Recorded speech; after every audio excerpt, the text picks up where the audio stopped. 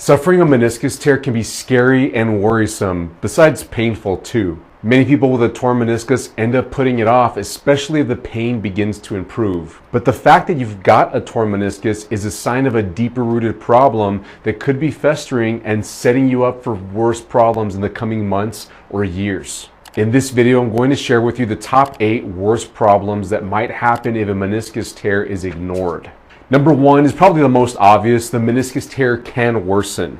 Here's the meniscus right here. It's this bluish structure in my knee model, and you can see that it's right between the thigh bone and the shin bone, so it acts as a cushion between the two bones. So all your body weight above the thigh bone is being cushioned by that little meniscus right there, and you have a pair, you have one on each side. And if you don't take the actions necessary to decompress your meniscus and you just keep living life as normal, even though it might have improved because you might have taken some time off, gotten off your feet, stopped doing that activity that may have aggravated it, it may have improved in swelling and pain and discomfort. You may get all your motion back, but there's still a tear there, which is a sign there's something else going on.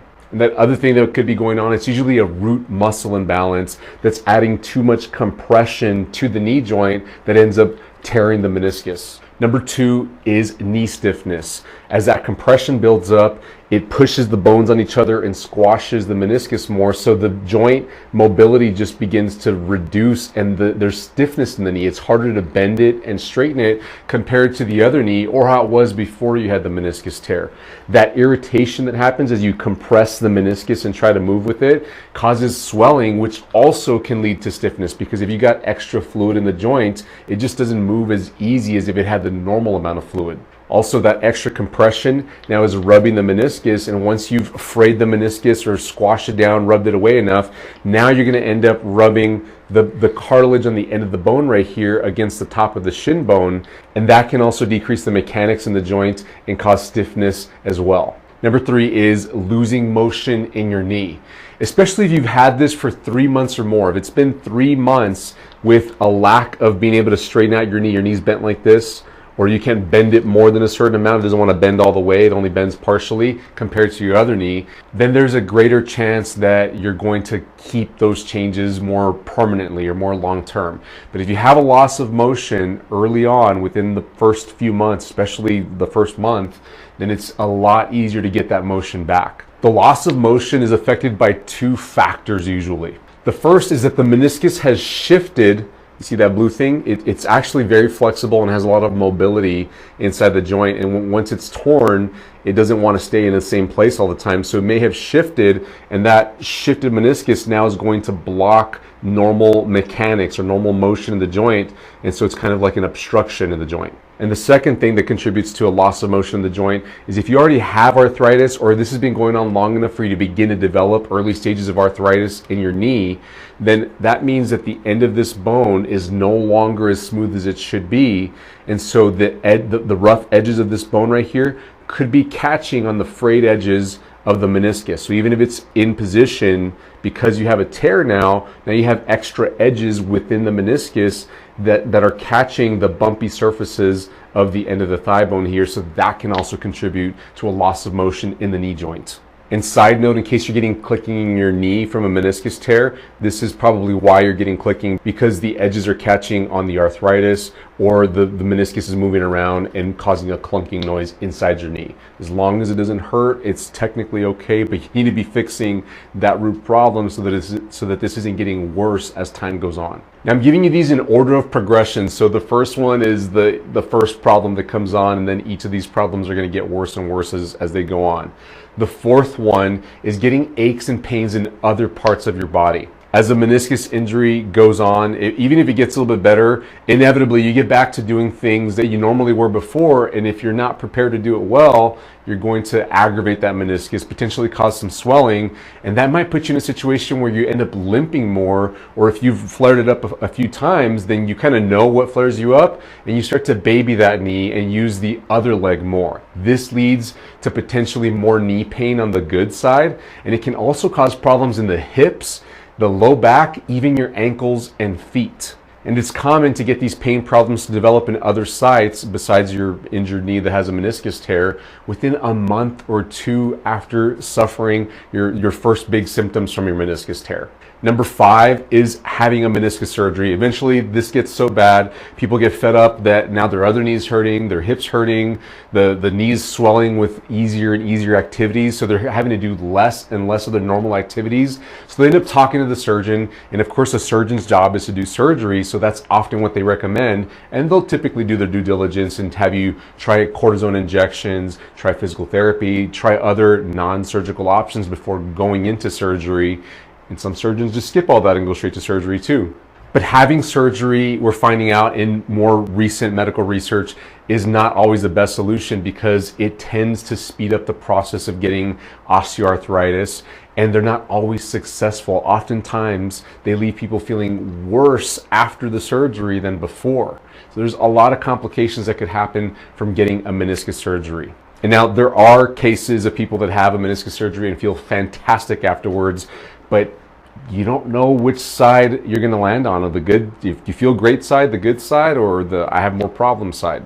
Number 6 is the wrong exercises that make the meniscus worse. Now, let's say you went to physical therapy to do exercises, or you looked up exercises, or maybe your doctor recommended exercises to you. They printed some out and gave you some to do.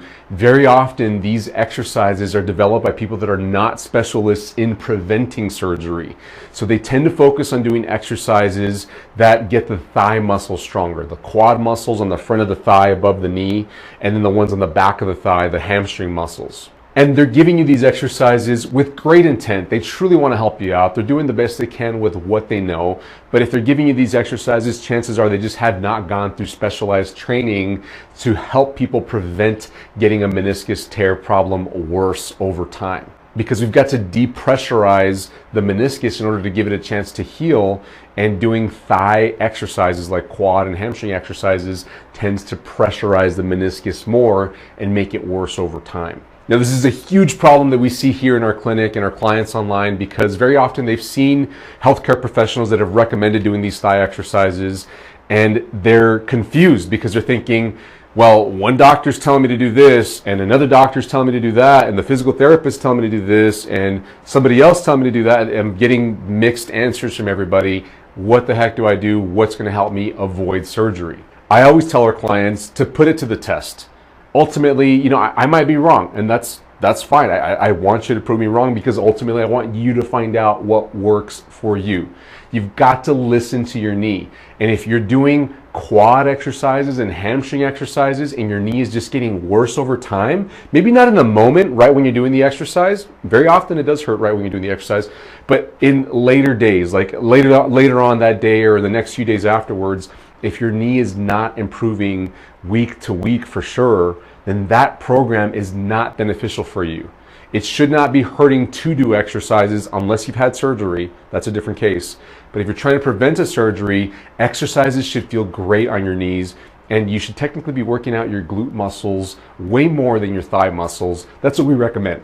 Working out the glute muscles is part of that root muscle imbalance, and we talk all about that in a program that I want to tell you about. It's called the Knee Meniscus Recovery Program. It's an online program that you can access anytime you want, as long as you've got an internet connection and a mobile device or a laptop or computer. And it's a comprehensive program that takes you through all the steps to fix the root muscle imbalance that sets up meniscus tears and ultimately prevents you from developing osteoarthritis if you implement it well. You can learn more about this program in the link in the description below. And by the way, I've also linked all our meniscus videos in a playlist, and you'll find that in the description below as well. Number 7, developing knee osteoarthritis. We're finding out in the medical research more and more that you're more likely to develop knee osteoarthritis if you have a meniscus tear. And the way to look at this is put them on a spectrum. In other words, if you have a meniscus tear, then as long as the same root problem is there, you're on your way to eventually developing knee osteoarthritis if you don't fix that root muscle imbalance. And the reason is clear. That meniscus is the cushion between the thigh bone and the shin bone, and so if you overcompress it and wear it down, then all you have left is the cartilage left on the end of your thigh bone, and then that eventually gets worn down, and that's how you develop knee osteoarthritis. And that leads to the final problem, number 8 here, is having a knee replacement. Now, this is usually years out for somebody who's had a meniscus tear. I mean, like a decade or more typically. That's how long their knees last. But I think about the quality of life that people have during those 10 years as they approach the necessity for. But I think about the quality of life as people go through those years to get to the point where they feel like they need to have their knee replaced. They're miserable. I hear it from patients all the time. I avoid going to this store. I avoid doing this with my family. I haven't been able to go on a sightseeing vacation tour because I can't stand for too long because my knee starts to swell and hurt. They've molded their life around the limitations of their knee. And if you simply fix the root problem, you can expand those limitations, possibly even get rid of them completely and enjoy your life and maybe never ever need to have a knee replacement surgery because your osteoarthritis has gotten so bad because that started back when you got your knee meniscus tear. And many people that end up getting a knee replacement, they have the wrong mindset about it because they're thinking that this is going to fix all their problems. When in reality, getting a knee replacement only takes away the knee arthritis and it gets rid of the meniscus technically, so you can't get a meniscus tear anymore, but it doesn't fix that root muscle imbalance. And I have seen so many people end up with a knee replacement and still have pain afterwards, sometimes worse than the pain they had before the knee replacement, and it goes back to that root muscle imbalance. They're still over dominant in certain muscles and weak in other muscles, and now that's tensioning other parts of their knee that have not been replaced, and that's causing them pain at this time. So the most prudent thing to do for your future to have the best quality of life is to address that root muscle imbalance so that you can give your meniscus a chance to heal and avoid developing knee arthritis, and of course avoid a knee replacement altogether. Hey, I've got videos with exercises and other tips for meniscus problems. Go find that playlist in the description below, and you can also learn more about that Knee Meniscus Recovery Program through that link below in the description. Thanks so much for watching. If this was helpful for you, give us a thumbs up, please. Please share this with somebody you think needs to hear this, and don't forget to subscribe and turn on your notifications so that you don't miss out on any of the helpful videos we post every week. Thanks so much for watching. I'll see you in the next video. Bye-bye.